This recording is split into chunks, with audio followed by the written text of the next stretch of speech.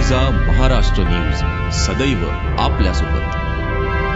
काँग्रेसने सुद्धा उमेदवार निश्चित करण्यास सुरुवात केली आहे। यवतमाळ मतदारसंघातून प्रदेशाध्यक्ष माणिकराव ठाकरे यांचे पुत्र आणि नांदेडमध्ये माजी मुख्यमंत्री अशोक चव्हाण यांच्या पत्नीला उमेदवारी दिली जाण्याची शक्यता आहे।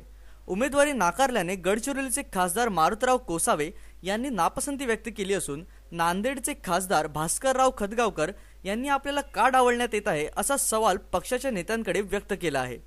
राज्यातील 7 मतदारसंघातील उमेदवारांची नावे निश्चित करण्याची प्रक्रिया सुरू आहे। नांदेडमध्ये आपल्याला उमेदवारी द्यावी अशी अशोक चव्हाण यांची मागणी असली तरी आदर्श घोटाळा लक्षात घेता त्यांना उमेदवारी देऊ नये असा पक्षात युक्तिवाद सुरू आहे।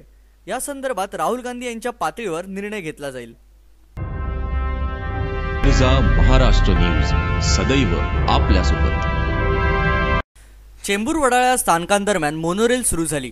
आता मेट्रोनेही आपली कंबर कसली असून वर्सोवा अंधेरी घाटकोपर या मार्गावर मेट्रो रेल्वे 31 मार्च दरम्यान धावण्याची शक्यता वर्तवण्यात आली आहे। मुंबई मेट्रो प्रायव्हेट लिमिटेडच्या प्रवक्त्याने या वृत्ताला पुष्टी दिली नसली तरी शुक्रवारी सकाळी झालेल्या मॉकड्रिल नंतर खात्रीलायक सूत्रांनी 31 मार्च दरम्यान मेट्रो धावेल असे सांगितले। दरम्यान धावत्या मेट्रो रेल्वेमध्ये आग लागली किंवा तत्सम दुर्घटना घडली तर सुरक्षेच्या उपाययोजना काय आहेत आणि यातून प्रवाशांचे प्राण कसे वाचतील याची सर्व खबरदारी घेण्यात येणार आहे। वर्सोवा अंधेरी घाटकोपर या मेट्रो मार्गावर एअरपोर्ट रोड मेट्रो स्थानकाजवळ शुक्रवारी सकाळी 8:30च्या सुमारास मॉकड्रिल घेण्यात आले। या मॉकड्रिलमध्ये मेट्रोचेच कर्मचारी प्रवासी म्हणून सहभागी झाले होते। ऊर्जा महाराष्ट्र न्यूज सदैव आपल्यासोबत। अहमदनगर जिल्ह्यातील संगमनेर घाटात बस आणि मारुती 800 या कारची समोरासमोर धडक झाल्याने या अपघातात 5 जण मृत्युमुखी पडलेत। यामध्ये 16 जण गंभीर जखमी झाले आहेत। जखमींना संगमनेरच्या रुग्णालयात दाखल करण्यात आले असून त्यांच्यावर उपचार सुरू आहेत। ऊर्जा महाराष्ट्र न्यूज सदैव आपल्यासोबत। महाराष्ट्रात अवकाळी पावसाने थैमान माजवलं। गारपिटीमुळे सर्व पिके आणि फळभाज्यांचं प्रचंड नुकसान झालंय। राज्य सरकारने जी मदत करण्याची घोषणा केली ती अतिशय अपुरी आहे। संकट मोठं आहे, शेतकरी उद्ध्वस्त झालेला आहे। 2 शेतकऱ्यांनी आत्महत्या केल्यात। 7 आणि 8 हजार रुपये देऊन होणार नाही।